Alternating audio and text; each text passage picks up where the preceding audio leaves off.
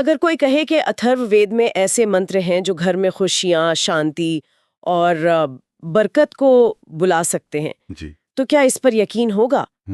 आज की भागदौड़ भरी जिंदगी में ये किसी पुरानी कहानी जैसा लगता है ना? लगता तो है। और अक्सर जब हम मंत्र शब्द सुनते हैं तो हमारे दिमाग में कोई जटिल पूजा पाठ या कोई रहस्यमयी शक्ति आ जाती है जिसे समझना मुश्किल हो। हाँ बिल्कुल। और इसी धारणा को आज हम थोड़ा सा कुरेदने वाले हैं। हमारे पास एक बहुत ही दिलचस्प स्रोत है, एक स्क्रिप्ट जो अथर्ववेद के सुख समृद्धि के मंत्रों का विश्लेषण करती है। तो आज का हमारा मिशन ये समझना है कि ये प्राचीन ग्रंथ असल में समृद्धि को कैसे देखता है और क्यों इसका नजरिया सिर्फ पैसा कमाने से कहीं ज्यादा गहरा है। चलिए इस पड़ताल को शुरू करते हैं। और ये पड़ताल हमें सीधे अथर्ववेद के तीसरे और आप कह सकते हैं एक बहुत महत्वपूर्ण हिस्से में ले जाती है। स्रोत ये एकदम साफ करता है कि इन मंत्रों का पहला उद्देश्य तिजोरी भरना नहीं था। उनका असली मकसद था जीवन में एक संतुलन लाना, मन में शांति, घर में एकता और फिर उसके एक स्वाभाविक परिणाम के रूप में आने वाली स्थिरता और समृद्धि। ये परिभाषा ही अपने आप में बहुत आधुनिक लगती है। ये तो है। तो अगर इन मंत्रों का मकसद समस्याओं को सुलझाना है तो पहले ये समझना होगा कि स्रोत के हिसाब से असली समस्या है क्या। आजकल हम सोचते हैं कि हमारी समस्याएं महंगाई हैं, नौकरी का तनाव या समय की कमी। क्या अथर्ववेद भी इन्हीं बाहरी चीजों की बात करता है? और यही सबसे दिलचस्प मोड़ है। नहीं, स्रोत के अनुसार सबसे बड़ी समस्या बाहर नहीं बल्कि घर के अंदर है। लोगों के बीच का तनाव, मन का टकराव और वो लगातार बनी रहने वाली एक अशांति। ये किसी बाहरी दुश्मन की ओर इशारा नहीं करता बल्कि उस आंतरिक कलह की बात करता है जो धीरे धीरे किसी भी घर की नींव को खोखला कर देती है। अच्छा, तो ये एक तरह से कह रहा है कि हम गलत जगह पर समाधान ढूंढ रहे हैं। हम बाहर की दुनिया को ठीक करने में लगे हैं जबकि असली आग तो घर के अंदर लगी है। सही पकड़ा आपने। और इसी बात को समझाने के लिए स्रोत में एक बहुत ही तीखी और सीधी पंक्ति है। अथर्ववेद कहता है, जहां मन अशांत हो जाए वहां बरकत कभी नहीं टिकती। इस एक वाक्य में आप समझिए पूरा सार छिपा है। ये मन की स्थिति और भौतिक परिणाम के बीच एक सीधा अटूट रिश्ता बना रहा है। ये लाइन तो वाकई सोचने पर मजबूर करती है। बरकत टिकती नहीं है, इसका मतलब ये नहीं कि अवसर नहीं आते या पैसा नहीं आता, बल्कि ये कि वो रुक नहीं पाता, ठहर नहीं पाता। हाँ। ये आज के समय में कितना सच है। कई बार लोग अच्छा कमाते हैं लेकिन घर में शांति ना होने की वजह से वो पैसा या तो बीमारियों पर खर्च हो जाता है या कानूनी लड़ाइयों में। हाँ, या फिर बेवजह की चीजों में बह जाता है। एकदम सही। ये समृद्धि के स्थिर होने की बात है, न कि सिर्फ आने जाने की। मनोवैज्ञानिक तौर पर भी देखें तो जब एक परिवार लगातार तनाव और झगड़े में रहता है तो उनकी सामूहिक ऊर्जा कहाँ जाती है? एक दूसरे से लड़ने में, चिंता करने में और नकारात्मक सोचने में। ऐसे में रचनात्मकता, सही निर्णय लेने की क्षमता और नए अवसरों को पहचानने की दृष्टि, सब कुछ धुंधला पड़ जाता है। तो ये कोई जादुई बात नहीं है, ये एक बहुत ही व्यावहारिक और तार्किक अवलोकन है। समृद्धि को पनपने के लिए एक शांत और सकारात्मक माहौल चाहिए, जैसे पौधे को खिलने के लिए सही मिट्टी और धूप चाहिए। तो अगर समस्या घर का अशांत माहौल है तो फिर इन मंत्रों का क्या काम है? क्या ये स्रोत बताता है कि ये मंत्र किसी तरह का जादुई समाधान देते हैं कि बस इन्हें पढ़ लो और सब ठीक हो जाएगा? नहीं, स्रोत इसे जादू की तरह नहीं दिखता बल्कि एक प्रक्रिया की तरह दिखाता है। ये कोई क्विक फिक्स नहीं है। स्रोत के अनुसार इन मंत्रों के 3 स्पष्ट और गहरे उद्देश्य हैं जो सीधे समस्या की जड़ पर काम करते हैं। ये लक्षण का नहीं बल्कि बीमारी का इलाज है। और वो 3 उद्देश्य क्या हैं? सबसे पहला और सबसे बुनियादी उद्देश्य है मन को शांत करना। अच्छा, यानी ये प्रक्रिया व्यक्ति से ही शुरू होती है। अगर घर का हर सदस्य अपने मन की उथल-पुथल को शांत कर सके तो टकराव की गुंजाइश अपने आप कम हो जाती है। दूसरा उद्देश्य है रिश्तों में प्रेम लाना। जब मन शांत होता है तब हम दूसरों को बेहतर समझ पाते हैं, जिससे रिश्तों में कड़वाहट की जगह मिठास खुलती है। और तीसरा, घर में सकारात्मक ऊर्जा बढ़ाना। जब लोग शांत हो और रिश्तों में प्रेम हो तो घर का पूरा माहौल, उसकी वाई भी बदल जाती है। ये तो एक तरह का स्टेप बाय स्टेप गाइड लग रहा है। हाँ। पहले खुद पर काम करो, फिर अपने रिश्तों पर, और फिर देखो कि तुम्हारा पूरा वातावरण कैसे बदलता है। बिल्कुल। ये तो किसी मॉडर्न सेल्फ हेल्प किताब जैसा लग रहा है, न कि किसी प्राचीन ग्रंथ जैसा। हाँ, और यही इसकी खूबसूरती है। ये हमें बताता है कि ये सिद्धांत कितने शाश्वत हैं। स्रोत इन मंत्रों को मनोवैज्ञानिक और पर्यावरणीय बदलाव लाने वाले उपकरणों के रूप में देखता है। ये कह रहा है कि समृद्धि कोई ऐसी चीज नहीं है जिसका पीछा किया जाए, बल्कि ये एक ऐसा माहौल बनाने के बारे में है जिसमें समृद्धि खुद ब खुद आकर्षित हो।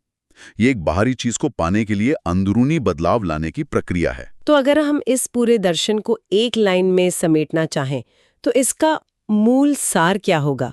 इन सभी विचारों को एक साथ जोड़ने वाला धागा क्या है? उसके लिए स्रोत में एक बहुत ही काव्यात्मक लेकिन बहुत शक्तिशाली पंक्ति है जो सब कुछ साफ कर देती है।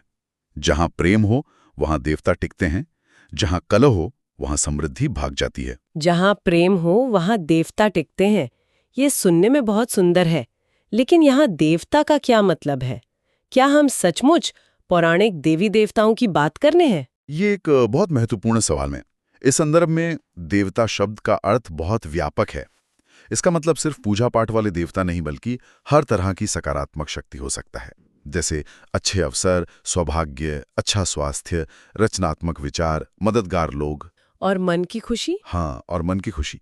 तो ये पंक्ति कह रही है कि जब आप अपने घर में प्रेम, सम्मान और एकता का माहौल बनाते हैं, तो आप जीवन की सभी अच्छी चीजों को अपनी ओर आकर्षित करने के लिए एक चुंबक बन जाते हैं। और इसका दूसरा हिस्सा, जहां कला हो वहां समृद्धि भाग जाती है, ये भी उतना ही शक्तिशाली है।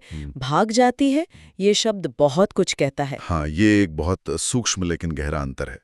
ये नहीं कहता कि समृद्धि आती नहीं, ये कहता है भाग जाती है। अच्छा। यानी हो सकता है कि मौके मिले, पैसा आए, लेकिन वो उस माहौल में टिक नहीं पाता। जैसे किसी बर्तन में छेद हो तो आप उसमें कितना भी पानी डालें, वो खाली हो ही जाएगा। सही बात है। घर का कलह वही छेद है जो समृद्धि को टिकने नहीं देता।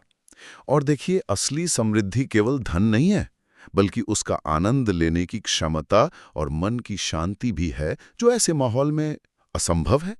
ये तो पूरी तरह से एक नया दृष्टिकोण है।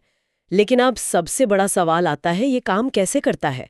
मेरा मतलब है, ये दर्शन तो समझ आ गया, लेकिन क्या सिर्फ कुछ शब्दों को दोहराने से घर का माहौल और मन की स्थिति सच में बदल सकती है?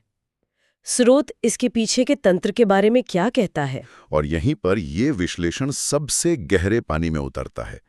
स्रोत बताता है कि जब इन मंत्रों का पाठ किया जाता है तो घर का माहौल धीरे धीरे हल्का होने लगता है, मन में सकारात्मक भाव आते हैं और सुख समृद्धि स्वतः ही बढ़ने लगती है। ये स्वतः ही शब्द बहुत महत्वपूर्ण है। स्वतः ही यानी ऑटोमेटिकली, बिना किसी जोर जबरदस्ती के। ये कैसे संभव है? यह संभव इसलिए है क्योंकि स्रोत के अनुसार ये सिर्फ शब्द नहीं, ये एक ऊर्जा है। ये छोटा सा वाक्य पूरी कहानी बदल देता है। हम मंत्रों को अक्सर ऐसे वाक्यों के रूप में देखते हैं जिनका कोई धार्मिक या शाब्दिक अर्थ होता है, लेकिन ये स्रोत उन्हें ऊर्जा या वाइब्रेशन के रूप में देखने के लिए कह रहा है। ऊर्जा। तो इसका मतलब है कि इन शब्दों का असर उनके मतलब से ज्यादा उनकी ध्वनि और कंपन में छिपा है। बिल्कुल। अब ये केवल विश्वास या मनोविज्ञान की बात नहीं रह जाती, ये भौतिकी के करीब आ जाती है। विज्ञान में एक क्षेत्र है जिसे साइमेटिक्स कहते हैं, जो ये अध्ययन करता है कि ध्वनि की कंपन कैसे पदार्थ पर असर डालती है। हाँ, मैंने सुना है इसके बारे में। जैसे रेत या पानी पर सुंदर पैटर्न बन जाते हैं। वही उसी तरह ये प्राचीन ज्ञान ये कह रहा है कि इन मंत्रों की विशेष ध्वनि कंपन हमारे सूक्ष्म ऊर्जा शरीर और हमारे आसपास के वातावरण की ऊर्जा को प्रभावित करती हैं। जब आप इन्हें एक खास लय और इरादे से बोलते हैं तो आप केवल शब्द नहीं बोल रहे होते, आप एक ऊर्जा तरंग पैदा कर रहे होते हैं जो नकारात्मक और भारी ऊर्जा को साफ करके एक शांत और सकारात्मक माहौल बनाती है। वाह, ये तो एक आहा मोमेंट जैसा है। तो जब कोई इन मंत्रों का पाठ करता है तो वो केवल भगवान से कुछ मांग नहीं रहा होता, बल्कि वो सक्रिय रूप से अपने और अपने घर के एनर्जी फील्ड को रीट्यून कर रहा होता है। बिल्कुल। ये एक निष्क्रिय प्रार्थना से एक सक्रिय निर्माण की प्रक्रिया बन जाती है। आपने इसे पूरी तरह से पकड़ लिया। आप केवल याचक नहीं हैं, आप निर्माता हैं। आप एक ऐसा वातावरण बना रहे हैं जिसमें समृद्धि स्वाभाविक रूप से पनप सके। याद है हमने बगीचे का उदाहरण लिया था? आप फूल को खींचकर बड़ा नहीं कर सकते, आप बस सही माहौल बनाते हैं। अच्छी मिट्टी, पानी, धूप और फूल स्वतः ही अपने समय पर खिलता है। ये मंत्र वही माहौल बनाने का काम करते हैं। वे उस आंतरिक और बाहरी जमीन को उपजाऊ बनाते हैं जहां समृद्धि का बीज पनप सके। तो अगर हम इस पूरी बातचीत को समेटें, तो ऐसा लगता है कि हम एक बहुत बड़े भ्रम में जी रहे हैं। हम सोचते हैं कि समृद्धि कोई बाहरी चीज है, कोई लक्ष्य है जिसे हमें हासिल करना है, जिसके पीछे हमें भागना है। लेकिन ये स्रोत तो पूरी तरह से उल्टी बात कह रहा है। हाँ, ये पूरी तरह से परिप्रेक्ष्य को बदल देता है। ये कहता है कि समृद्धि का पीछा मत करो, उसे आकर्षित करो, उसे बाहर मत ढूंढो, उसे अंदर पैदा करो। स्रोत का अंतिम निष्कर्ष इसी एक शक्तिशाली विचार में निहित है और इसकी अंतिम पंक्ति सब कुछ कह देती है। समृद्धि बाहर नहीं, मन के भीतर से शुरू होती है। ये एक ऐसी समझ है जो हमें अपनी परिस्थितियों का शिकार होने की भावना से निकालकर अपने जीवन का वास्तुकार बनाती है। ये हमें याद दिलाती है कि हमारी सबसे बड़ी संपत्ति हमारा बैंक बैलेंस नहीं, बल्कि हमारे मन की शांति और हमारे रिश्तों की गारमोनी है। और ये हमें आज के श्रोता के लिए एक बहुत ही महत्वपूर्ण सवाल पर छोड़ जाता है। इस स्रोत ने बहुत स्पष्ट रूप से हमारी आंतरिक स्थिति को हमारे बाहरी परिणाम यानी समृद्धि से जोड़ा है। ये एक बड़े चिंतन को जन्म देता है। अगर हमारे विचार और हमारी भावनाएं हमारी आर्थिक वास्तविकता को इस हद तक आकार दे सकती हैं, तो हमारे जीवन के और कौन से पहलू हैं जिन्हें हम अनजाने में केवल अपने मन की स्थिति से बनाया बिगाड़ रहे हैं? हमारा स्वास्थ्य, हमारे रिश्ते, हमारी रचनात्मकता, हमारी सफलता, क्या इन सब की जड़ भी कहीं ना कहीं हमारे भीतर ही छिपी है?